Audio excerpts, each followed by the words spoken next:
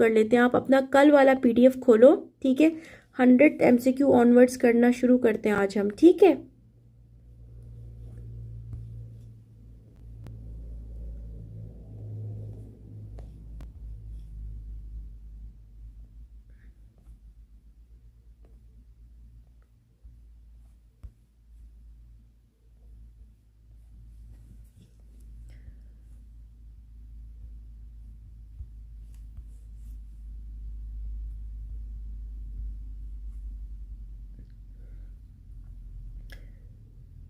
अच्छा जी, बिस्मिल्लाहिर्रहमानिर्रहीम। अब देखिएगा, सबसे पहले हमने कल बच्चों 100 MCQs कर लिए थे, ठीक है। आज हम 101 से शुरू करेंगे। what does the presence of hepatitis B surface antibody, negative hepatitis B surface antigen and positive hepatitis B core antibody indicates, ठीक है। अब ये जो हमारे पास बच्चों हेपेटाइटिस के जो है हमारे पास एक्टिव है, आइदर क्रोनिक है, जिस फेज पे भी हमारे पास है, चाहे इन्फेक्शियस है, चाहे रिकवरी फेज है, ठीक है, इम्यूनाइज्ड है, और फिर इम्यूनाइजेशन थ्रू डिजीज़ है या थ्रू वैक्सीनेशन, जो भी स्टेटस है, इसकी डॉक्टर हसीब ने एक बहुत अच्छी वीडियो बनाई हुई है जिसमें हमारे पास इसकी एक्सप्लेनेशन है कि हम लोगों ने इसको कैसे इंटरप्रेट करना है on the basis of the labs, ठीक है। तो वो आप उसमें से वो वीडियो देखोगे तो आपको चीज़ें क्लियर हो जाएंगी, ठीक है। वो वीडियो लाजमी सब देखो, मैं ग्रुप में उसका लिंक भी आप लोगों के साथ शेयर कर दूंगी। अभी ऐसा है कि इसको आप लोग ऐसे ही याद कर लो, क्योंकि ये जो चीज़ गिवन है, ये जो स्टेटमेंट आपको गिवन है, इसके अकॉर्डिंग क्या है, देखें, हेपेटाइटिस बी के ऊपर सरफेस एंटीबॉडी प्रेजेंट है, ठीक है, और negative hepatitis B surface antigen नहीं मौजूद, और पॉजिटिव कोर एंटीबॉडी मौजूद है। तो रिकवरी फ्रॉम प्रीवियस इन्फेक्शन, पिछली दफ़ा एक स्टूडेंट ने भी इवन इस ये जो हमारे पास हेपेटाइटिस है इसके ऊपर एक अच्छी सी प्रेजेंटेशन बनाई हुई थी और दी थी। आप में से काफ़ियों को मे बी के याद भी हो, वो भी खोल के देख सकते हो, नहीं तो डॉक्टर हसीब की जो वीडियो है वो देखोगे आप लोग। आगे आ जाओ। Which of the following laboratory test is commonly used for screening and diagnosis of syphilis, ठीक है। सिफिलिस के लिए हम लोग क्या कराते हैं, विड्रॉल कराते हैं, ठीक है, VDRL टेस्ट कराते हैं, और उसकी वजह से हम लोग सिफिलिस को क्या करते हैं, डायग्नोज कर रहे हैं। क्लियर। अगला आएगा, where is the probe typically placed during surgery for monitoring intra operative parameters, ठीक है। इंट्रा ऑपरेटिव पैरामीटर्स को हम लोग जब देख रहे होते हैं तो सर्जरी के दौरान प्रोब इन द इसोफेगस रखा जाता है, ठीक है। देखो, रेस्ट ऑफ द जो हमारे पास ऑप्शन है, इन द रेक्टम है, इन द नेजोफेरिंक्स है, इन द इसोफेगस है, इन द फोरहेड है, इन द यूरिनरी ब्लैडर। तो in the oesophagus we will be placing the probe. Clear. What is the defect associated with congenital erythropoietic porphyria? Congenital erythropoietic porphyrias में क्या होता है बच्चों, कौन सा हमारे पास एंजाइम जो है वो डिफेक्टिव है या डेफिशिएंसी है, यूरोपोरफायरिनोजिन 3 सिंथेज, ठीक है। सिंथेज, ये जो यूरोपोरफायरिनोजिन 3 सिंथेज एंजाइम है, ये हमारे पास क्या होता है, इसकी डेफिशिएंसी है, कंजेनिटल इरिथ्रोपोइटिक पोरफोरिया, ठीक है। इसको याद कर लो। समझ आ रही है? आर यू गाइज विद मी?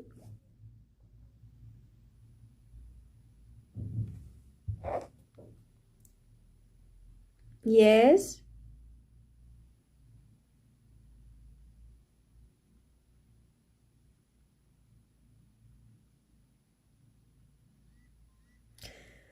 अच्छा जनाब, आगे बढ़ते हैं बच्चों। हमारे पास अगला है कि which muscle dysfunction can result in inability to close the mouth, ठीक है। तो मीडियल टेरेगॉइड मसल।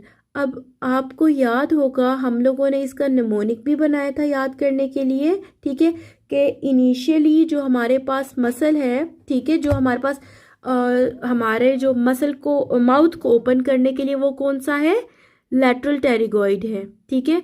और जो क्लोज करने के लिए है, ठीक है, वो हमारे पास है medial pterygoid. Clear.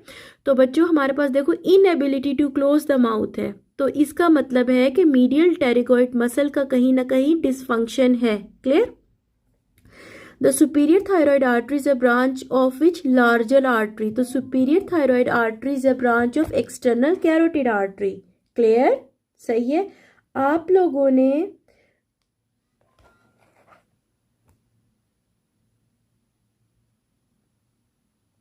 is there any problem? एक सेकंड बच्चों।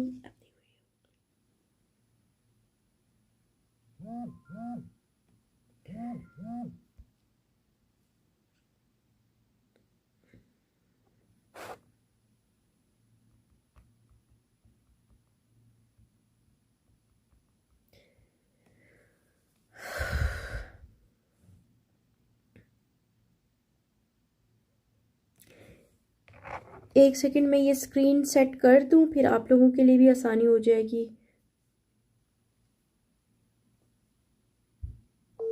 क्योंकि मैं तो आप लोगों को अभी पीडीएफ से पढ़ा रही हूँ। जी आप देखें ना, उस पे राइट कॉर्नर पे आपकी स्क्रीन नजर आ रही है आपको। डॉक्टर साहब मुझे जो है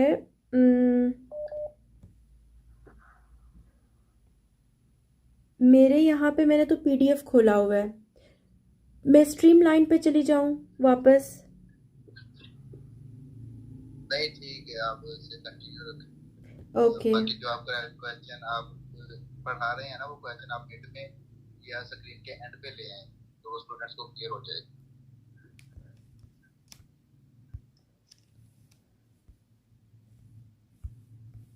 चले मैं जो भी क्वेश्चन पढ़ा रहे हैं वो मैं मिड, में ठीक हो गया, ओके मैं मिड पे ले आती हूँ। Okay okay thank you. Okay बच्चों, अब मैं आप लोगों को ड्रैग करके जो एमसीक्यू हम पढ़ रहे होंगे वो मिड पे ले आती हूँ, सो दैट आप लोगों को नज़र आएगा। अच्छा बच्चों, क्योंकि ये स्ट्रीम लैब्स है जो भी है, क्योंकि since it is I am using it for the first time, तो थोड़ी बहुत डिस्क्रिपेंसीज और डिस्टॉर्शंस और ये सारी डिस्टर्बेंसेस होंगी। इंशाल्लाह हम एक दफ़ा इसके साथ स्ट्रीमलाइन हो जाएंगे तो फिर इन चीज़ें बेहतर हो जाएंगी। अभी क्योंकि it is the very first time I am using it, तो मैं भी फेमिलियर नहीं हूँ, इवन मेरे स्टूडेंट्स भी फेमिलियर नहीं है, लेकिन जैसे जैसे हम ये यूज़ करते जाएंगे हमें क्लियर हो जाएंगी। अच्छा जनाब, अभी हम डिस्कस कर रहे थे superior thyroid artery is a branch of which larger artery, ठीक है। सुपीरियर थायराइड आर्टरी का हमें मेंशन है कि it is external carotid artery, जिसकी सुपीरियर थायराइड आर्टरी एक ब्रांच है। Chronic lymphocytic leukemia, which vitamin is commonly given along with the isoniazid to prevent peripheral neuropathies। तो बच्चों जब भी हमारे पास क्रोनिक लिम्फोसिटिक ल्यूकीमिया होगा तो हम लोग आइसोनाइजिड के साथ साथ क्या दे रहे होते हैं? विटामिन B6 दे रहे होते हैं, ठीक है। विटामिन B6 क्या करता है बच्चों? पेरिफेरल न्यूरोपैथी को कम कर रहा होता है, प्रिवेंट कर रहा होता है, क्योंकि आइसोनाइजिड का one of the side effect क्या है? It causes peripheral neuropathies.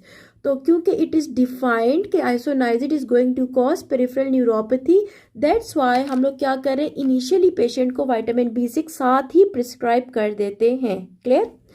Which drug can safely be administered to hepatic patients before surgery, ठीक है। जो हमारे पास कोई भी हिपेटिक डिजीज के पेशेंट्स हैं उनको बिफोर सर्जरी क्या हम एडवाइस कर सकते हैं, सेफली क्या एडमिनिस्टर कर सकते हैं? फेंटेनाइल, ठीक हो गया। अच्छा, which sutures are prematurely closed in case of fontanelle and occipital bossing?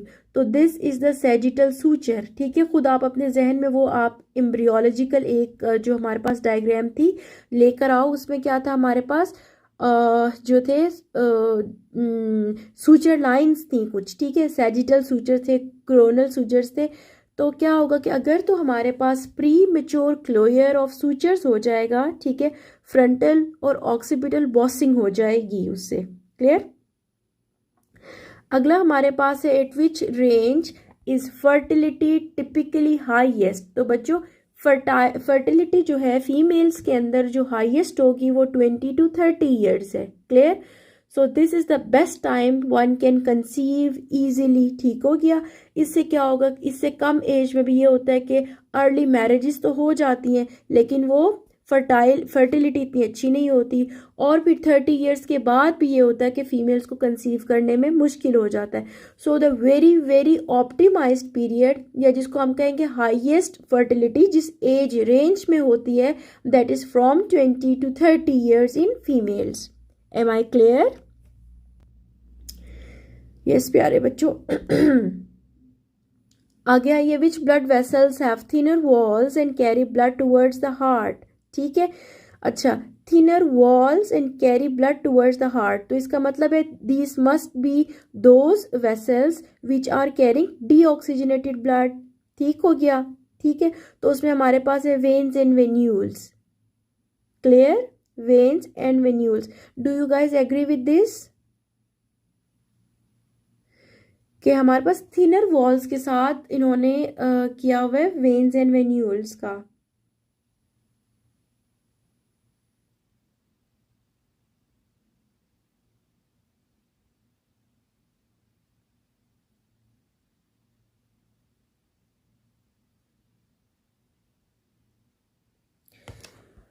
Okay आगे आइए, हमारे पास है which blood vessel allows distension in response to increased venous return. तो फेमरल वेन।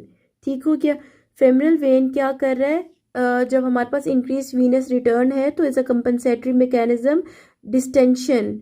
ठीक है, तो फेमरल वेन अलाउज डिस्टेंशन, या फिर इसका ऑप्शन सही है ये, क्योंकि आई एम नॉट श्योर, क्योंकि बहुत सारे इसमें हमारे पास controversies भी होती हैं. I don't remember which one is the correct one here. So if any one of you knows maybe it's wrong, I think.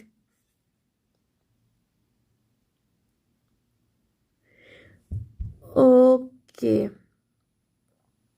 With which cancer is amplification of the NMYC gene commonly associated? तो बच्चों हमने पढ़ा था कि बहुत सारी jeans के अंदर हमारे पास क्या थी, एम्प्लीफिकेशंस थी, म्यूटेशंस थी। ठीक है, जो बाद में जाके कैंसर्स को लीड कर रही थी। तो न्यूरोब्लास्टोमा, ठीक है, न्यूरोब्लास्टोमा कैंसर के अंदर क्या होता है, एम्प्लीफिकेशन ऑफ NMYC जीन। आप इसको ऐसे याद भी रख सकते हो कि न्यूरोब्लास्टोमा का N ले लो और फिर जीन का हमारे पास NMYC जीन, तो चीज़ें याद करने में आसान हो जाएंगी। अगला हमारे पास है which of the following bacteria does not possesses a cell wall. तो दिस इज माइकोप्लाज्मा। ठीक है, mycoplasma does not have a cell wall around it's.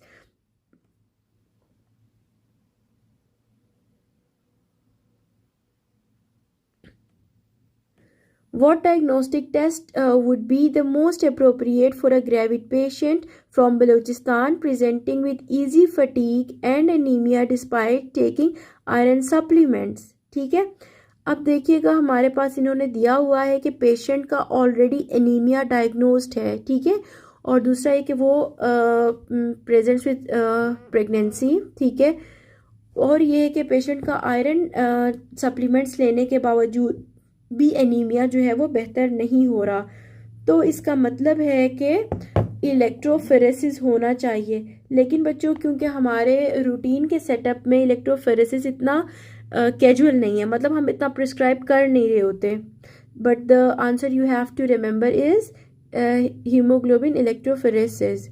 Okay आगे आ जाओ। What is the most likely diagnosis in a patient with a firm prostate on digital rectal examination? Prostate specific antigen level is less than 3 nanograms per milliliter and urinary symptoms.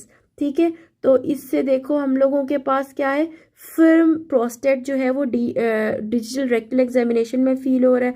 PSA का level भी हमारे पास कम है, बाकी patient को urinary symptom ज़रूर है।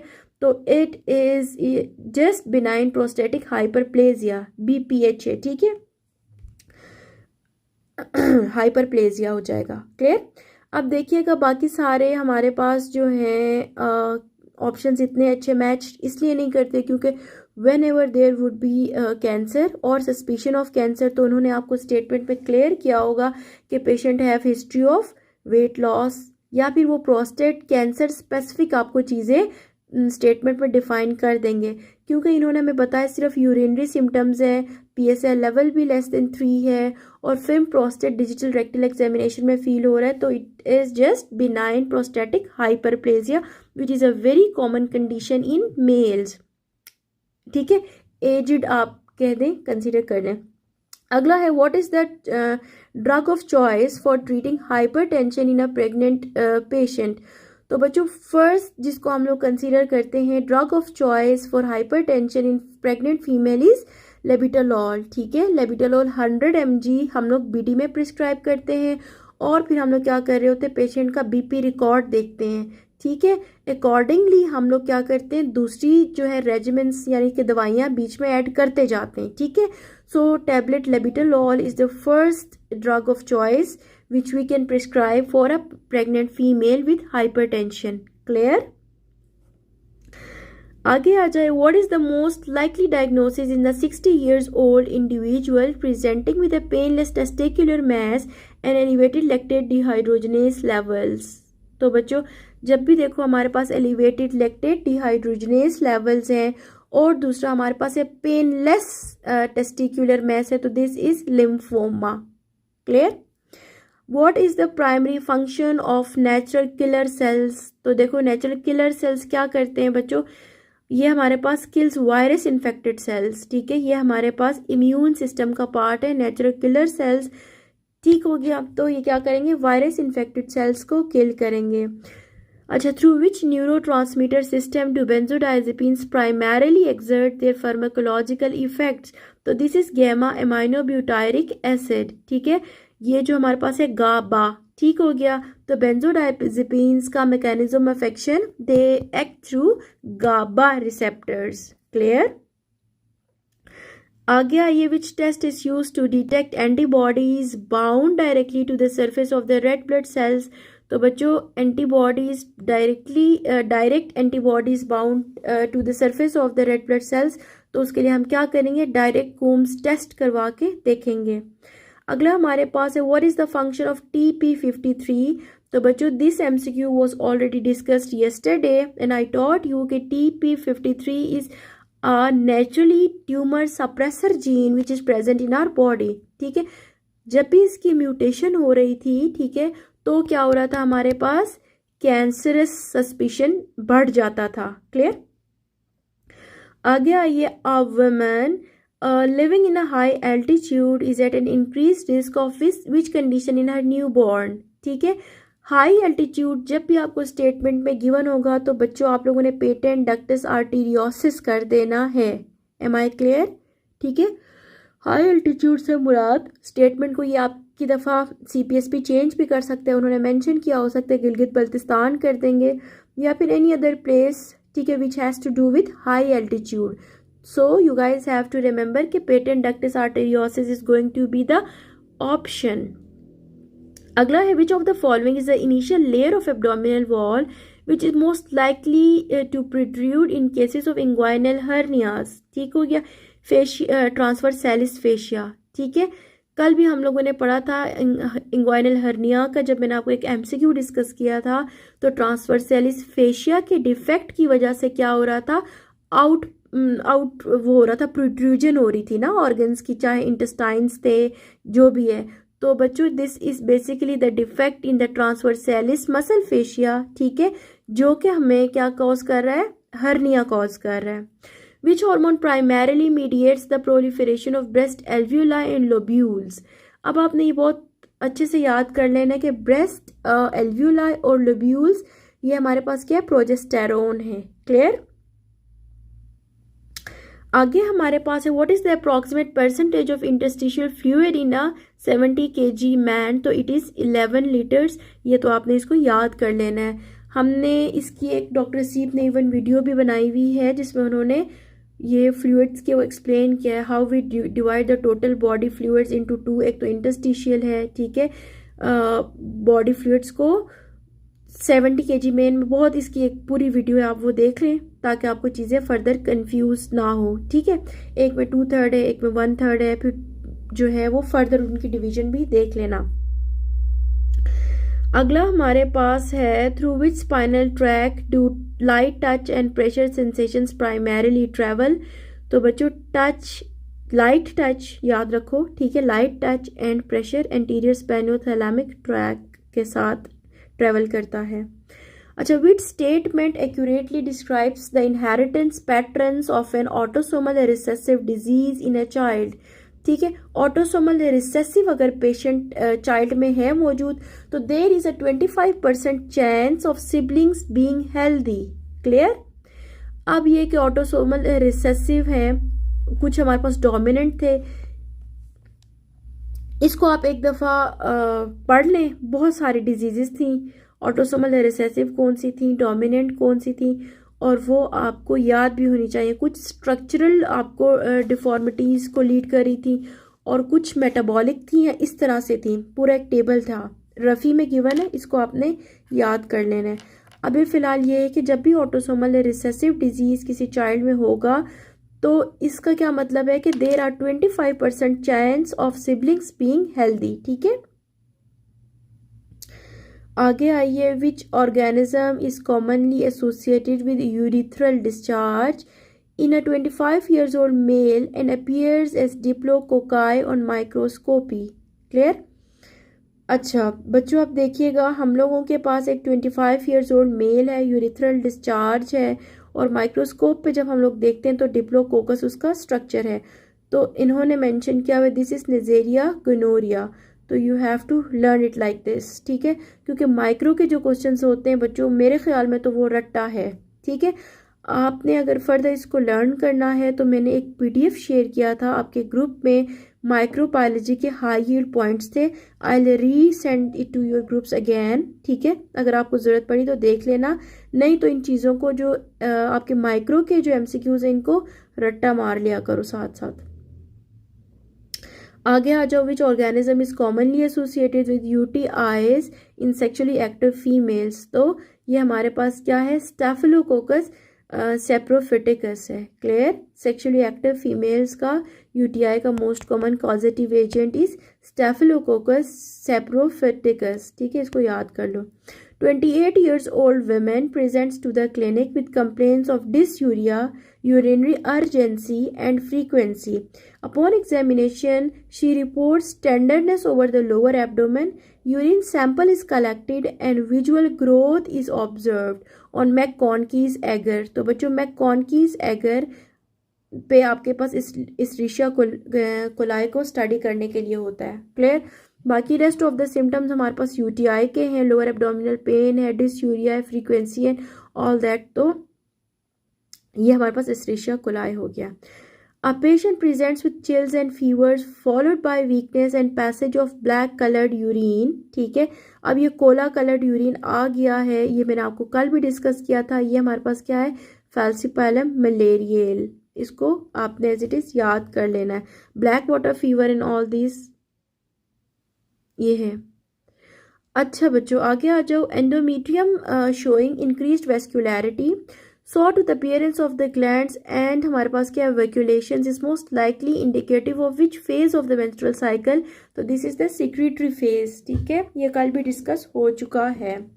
Which side effect is a patient likely to observe while progestin only pills? ठीक है, तो बच्चों हमारे पास जब हम लोग पेशेंट को प्रोजेस्टिन ओनली पिल्स प्रिस्क्राइब करेंगे, ठीक है, तो वो हमारे पास उसका साइड इफेक्ट आता है एक्नी। ठीक है, तो acne is a very we can say considerable side effect. ठीक है, क्योंकि we females are always very much concern about our skin health. ठीक है, ओके आगे आ जाओ। Which hormone is increase during darkness? ठीक है, मेलाटोनिन। ठीक है, और हम लोग रिलैक्स और फिर उसके बाद हमें अच्छी सी नींद आ जाती है। आई होप सो कि इस टाइम आप लोगों के पास इस तरह की सिचुएशन या कंडीशन ना ही हो तो बेहतर है। आगे When a scientist observes a decrease in cellular replication and damage to the cells, which process is most likely occurring? ठीक है, decrease in cellular replication and damage to the sales.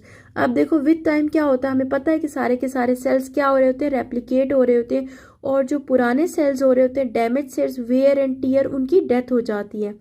जब भी बच्चों हमारे पास सेल्यूलर रेप्लिकेशन की और cellular rejuvenation का decrease हो रहा है, यानी कि कम हो रहा है, तो it means this is the cellular ageing process. Clear, A pregnant patient presents with frequent episodes of known bloody diarrhea. Upon culturing, cocci organisms are identified. Based on this clinical scenario, what is most likely diagnosis? ठीक है, cocci वाले हमारे पास इन्होंने given है, बाकी हमारे पास non bloody diarrhoea है। तो बच्चों ये भी हमारे पास माइक्रो का एक सवाल है, इसको आपने याद कर लेना है। लिस्टेरिया मोनोसाइटोजीन्स इन्फेक्शन है ये। Clear, you have to learn it like this. आगे आ जाओ। A complete mole is characterised by which genetic abnormality, ठीक है। कंप्लीट मोल हम लोगों ने पढ़ा था बच्चों, एक पार्शियल मोल था, एक कंप्लीट मोल था। तो कंप्लीट मोल का जो हमारे पास एक आ रही थी, तो this is the triploidy. Clear, सही है, ट्रिप्लॉइडी। आगे आ जाओ, what is the partial primary metabolic function of insulin. तो बच्चों इंसुलिन क्या करता है, primarily facilitates the glucose uptake and storage into the cells. Clear, आगे आ जाओ, during the first trimester of pregnancy the uterus is most sensitive to which hormone. तो it is very very sensitive to oxytocin.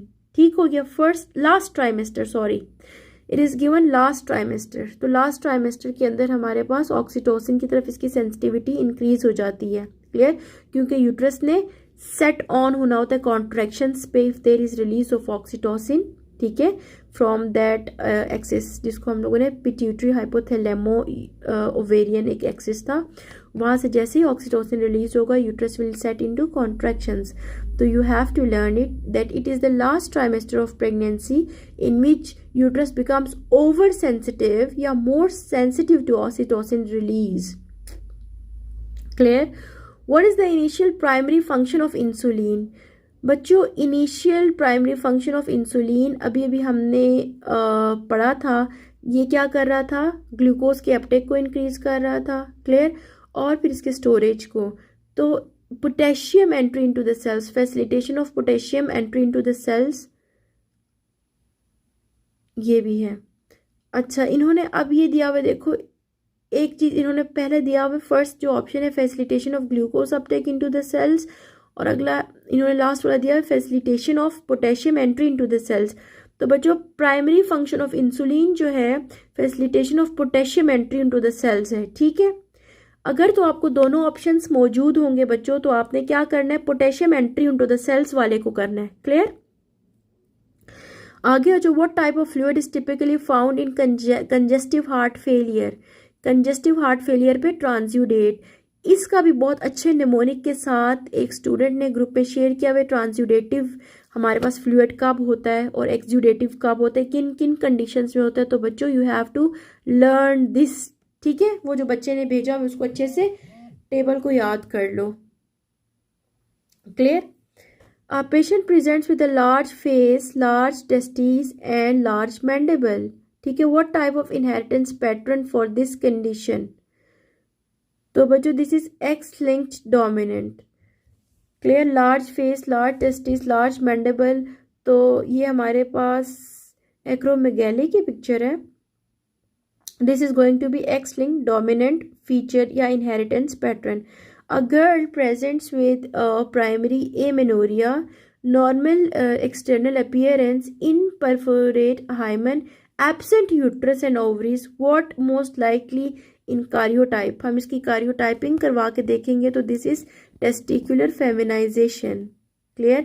Testicular feminization syndrome में क्या है बच्चों, हमारे पास के पेशेंट के अंदर एब्सेंट यूट्रस है, ओवरीज भी नहीं है। ठीक है, लेकिन इसकी हमारे पास क्या है, फिजिकल अपीयरेंस जो है नॉर्मल है, लाइक अ गर्ल। और प्राइमरी एमेनोरिया, क्योंकि जाहिर है यूट्रस नहीं है तो एमेनोरिया ही होगा। तो दिस इज टेस्टिकुलर फेमिनाइजेशन। अब बच्चों ऐसा है कि हमारे पास ये जितनी भी इन्होंने एड्रीनोजेनिटल सिंड्रोम है, कंजेनिटल एड्रिनल हाइपरप्लेजिया है या टेस्टिकुलर फेमिनाइजेशन सिंड्रोम है, इनकी बच्चों ब्रीफ सी एक्सप्लेनेशन दी हुई है इसके पिंक में। ठीक है, या किसी दिन वो मैं आपको डिटेल में पढ़ा दूंगी या फिर आप लोगों ने खुद स्टडी करना है। Only then you guys will be able to solve these type of MCQs, क्योंकि ये बहुत ज़्यादा गायनी में टाइम्स एंड अगेन रिपीट होके आते होते हैं। ठीक है, तो इस टॉपिक को आपने एक दफ़ा खुद ही गो थ्रू कर लेना है, या फिर लेट मी नो किसी एक दिन क्लास अरेंज करके इंशाल्लाह फिर हम इसको करते हैं।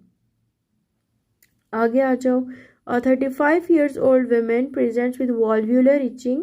ठीक है, हमारे पास जो है वॉल्वुलर इचिंग है, बर्निंग सेंसेशन है, थिक डिस्चार्ज है, white vaginal discharge, erythematous patches on vulval area, burning yeast भी मौजूद है, सूडो हाइफी भी। तो this is a candidal infection.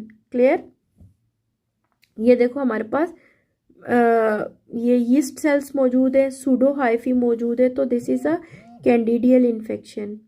अच्छा, आगे आ जाओ। अगला हमारे पास है what factor activates the intrinsic pathway of coagulation. तो activation of intrinsic pathway of coagulation के लिए दिस इज फैक्टर 12।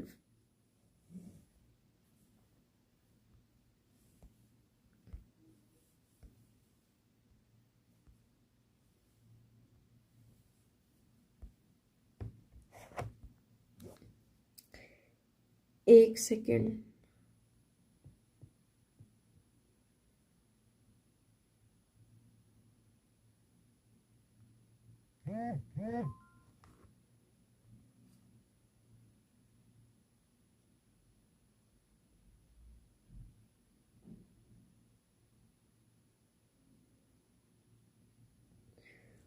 ओके, अच्छा जनाब, आगे आ जाइए। Following a history of a third degree burn affecting all the three layers of the skin up to the stratum basilis, what acute problem most likely to occur?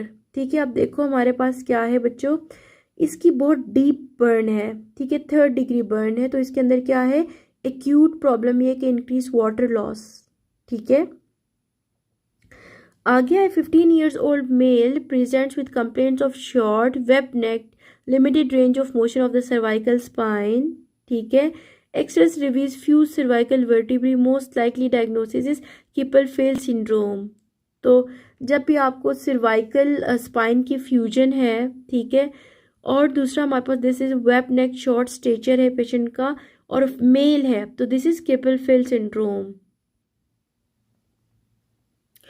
What is the likely event that occurred in an obese man who experiences tightness in the collar shirt and suddenly falls to the side upon a sharp movement of his head? तो बच्चों हमारे पास obese patient है, ठीक है, और फिर हमारे पास ये कि टाइटनेस ऑफ द कॉलर, तो पेशेंट का क्या है, and suddenly falls to the side upon the movement of his head, तो इंक्रीज्ड वीनस कंप्लायंस। ये हमारे पास कहाँ से सवाल है, ये हाँ सीवीएस। तो बच्चों आप लोग एक दफ़ा प्लीज़ सीवीएस को अच्छे से गो थ्रू करो, ठीक है, क्योंकि सीवीएस के सवाल इसी तरह के ही होते हैं। आगे आ जाओ कि which chronic problem is an astronaut, which chronic problem is an astronaut at risk of developing after spending lot of time in space. Clear? तो इसमें हमारे पास पॉलीसाइथीमिया है, इन डिक्रीज लंग कंप्लायंस है, डिक्रीज बोन मैस है, decrease surfactant है, या फिर कार्डियक एरिथमियास है। तो this is the decrease bone mass. ठीक है, after spending a lot of time in space, astronaut is eight the risk of developing decrease bone mass. Clear? अच्छा, अगला हमारे पास है decreased calcium, increased phosphate and increased adenosine monophosphate formation in the response to parathyroid hormone are characteristic finding of which condition? अब देखो हमारे पास क्या है, डिक्रीज्ड सीरम कैल्शियम लेवल्स है, फॉस्फेट इंक्रीज्ड है, और हमारे पास क्या है, एडिनोसिन मोनोफॉस्फेट भी इंक्रीज्ड है। Formation in response to parathyroid characteristic finding is hypoparathyroidism। ठीक है, पैराथायरॉयड हार्मोन का क्या फंक्शन था बच्चों, हमने पढ़ा था पैराथायरॉयड हार्मोन और कैल्सिटोनिन का आपस में एंटागनिस्टिक फंक्शन है। तो अगर आपको याद हो कैल्सिटोनिन का क्या फंक्शन था कि वो कैल्शियम को क्या कर रहा था, कैल्शियम को बोन्स में डिपॉजिट कर रहा था, जबकि फॉस्फेट को बाहर लेके आ रहा था। कैल्सिटोनिन का ये फंक्शन था। बिल्कुल ऑपोजिट कर लो पैराथायराइड, तो ये फिर आपको सिनेरियो समझने में इट बिकम्स वेरी इजी कि this is hypoparathyroidism. During embryonic development where do the ectoderm and endoderm meet at the caudal end, तो this is the cloacal membrane. ठीक है, जहाँ पे एक्टोडर्म और endoderm meet at the caudal end. Clear everyone? Now we are done with the fabricals of gynae ops. ठीक है बच्चों, there can be controversies. ठीक है, क्योंकि